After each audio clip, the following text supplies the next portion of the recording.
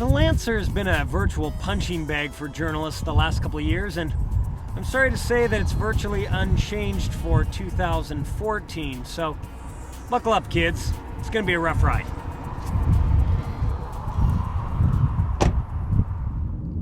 Let's start with the exterior.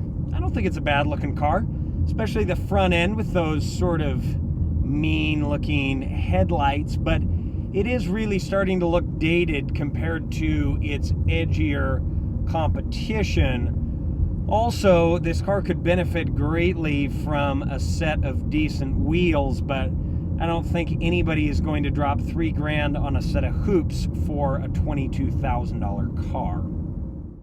The interior is where things really go downhill fast. I love minimalist interiors, but the Lancer takes it to a level that even I'm not comfortable with.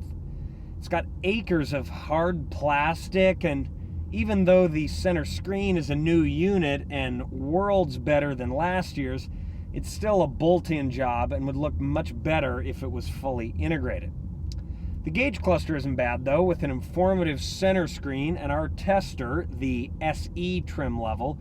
You get heated seats, a premium stereo system from Rockford Fosgate, a sunroof, Sirius satellite radio, although Bluetooth connectivity is extra, even though they still put the buttons on the steering wheel.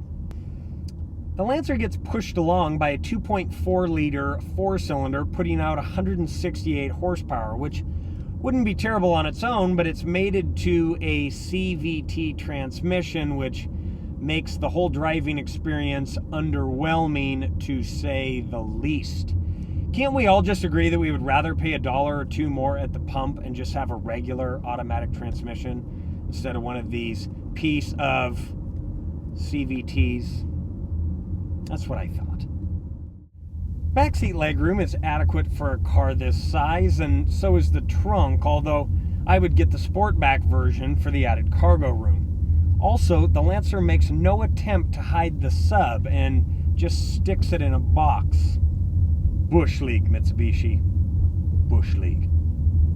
Perhaps the biggest selling point for the Lancer is its all-wheel drive system, which Mitsubishi has dubbed all-wheel control.